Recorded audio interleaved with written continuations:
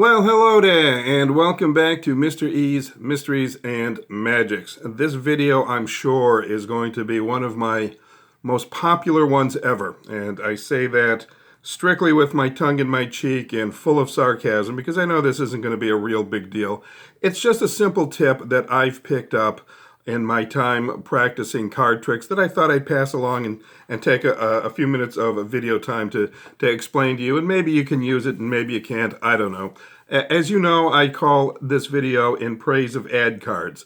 Why? Well, let's take a look at my personal collection of ad cards. Now, I'm not going to show you my decks, but here are some of the ad cards that I have, and the reason I keep these is to practice with, all right? And you don't want to be wrecking up your expensive performance decks and the ones you spent a lot of money on to practice. Let me explain a few things. Well, for starters, here's what I do. I even kept this little sleeve from an invisible deck I bought, and I just keep my spare ad cards in here to keep them from falling all over the place when I can get them in the sleeve.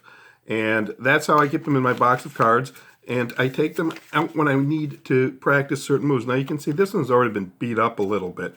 And here are some of the things that I have found really beat up on cards, and you should be using your ad cards with, not the expensive ones you've bought and paid for. Right? The common just hide the card behind your hand routine. You can see what that does to a card when you've got it behind your fingers like that. It just bends it over just into almost a tunnel-like shape, and it also causes these creases to form. Another thing is when you palm a card, your hand naturally goes like this, and you can see what that does to a card, and it really just turns it into something like this. Again, you don't want to be doing this to a card that you're going to put back in your deck and use during a performance. It's already got creases in here from doing what I did just now, and that's pretty nasty. Another thing that I use it for is practicing my Mercury Fold.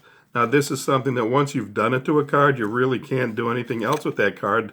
If you're doing it in a performance, that's fine. It's often used with a sign, have a signature of it, and you can hand it out as a souvenir.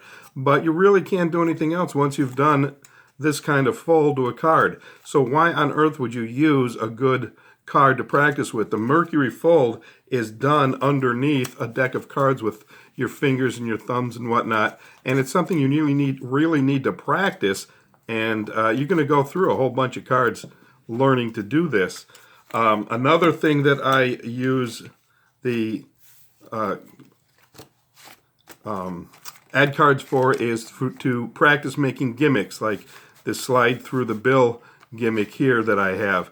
As you can see, maybe you can't see it, but right here I nicked it when I cut it.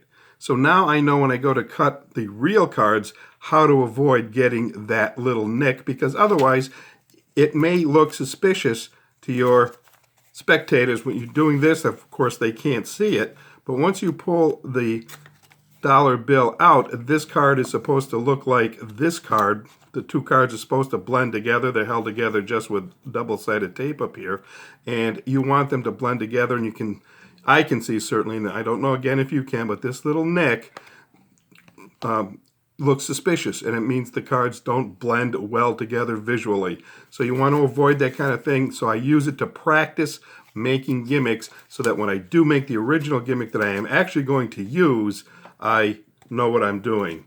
Here's another instance where I hung on to an ad card to my great benefit. Those of you who saw me do the organized cards demo and tutorial know that I created this double-sider out of two ad cards from two black decks that I had. This is a unique ad card because it's only got the ad on one side, and then the other side is the normal back of the card. So again, double-sided tape.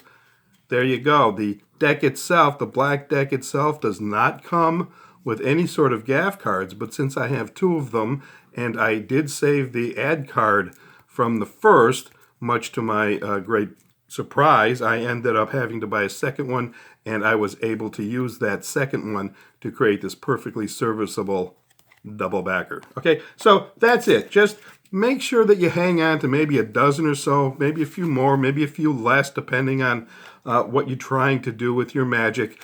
And just keep in mind that these ad cards, as useless as they may seem to be on the surface, are something that you can utilize to always leave them baffled.